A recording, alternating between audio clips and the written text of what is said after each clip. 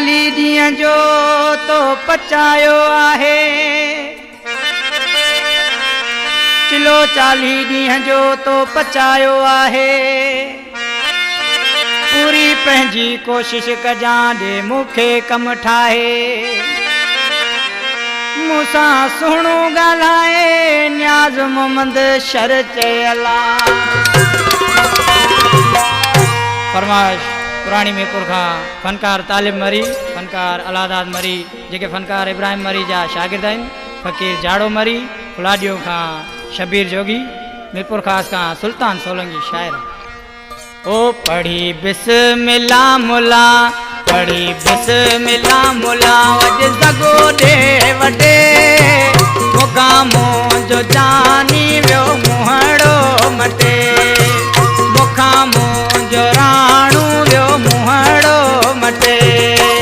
पढ़ी बिस्मिल्लाह मुला, पढ़ी बिस्मिल्लाह मुला, वज सगो दे वटे मुकामो जो जानी वियो मुहड़ो मटे, मुकामो जो प्यारो वियो मुहड़ो मटे।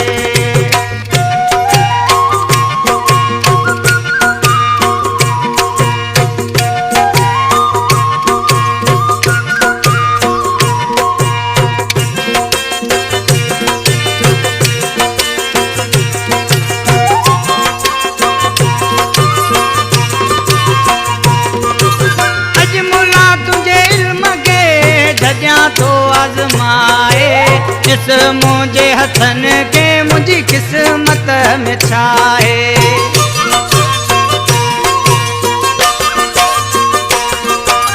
अजमुला तुझे इल्म के जजा तो आज़माए, इस मुझे हथन के मुझी किस्मत में छाए।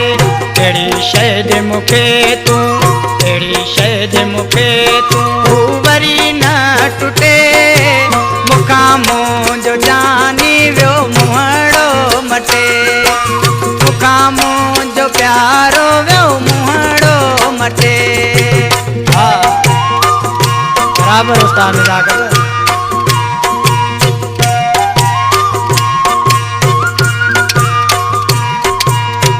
यो उस्ताद अरशद बेंजना।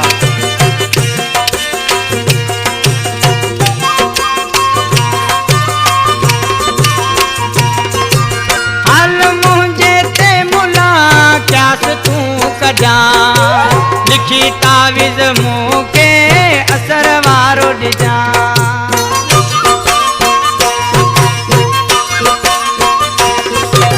हाल मुंहिंजे ते मुला चास तूं कजां।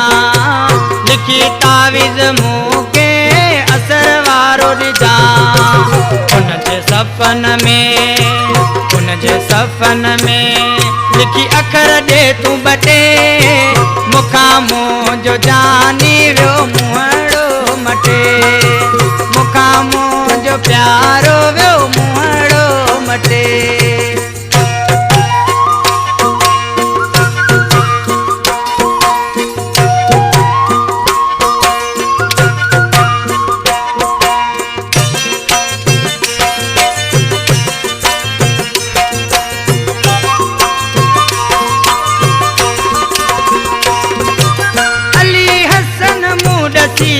तोखे पंहिंजी कहाणी चरिया सजण जे सुरन में वही विसरी पुराणी।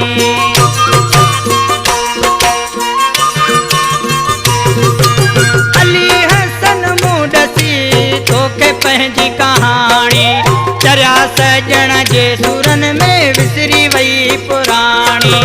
हाणे खेल मरीअ खे, हाणे खेल मरीअ खे दे तूं खटे, मुकामो जो जानी वियो मुहड़ो मटे, मुकामो जो राणू वियो मुहड़ो मटे।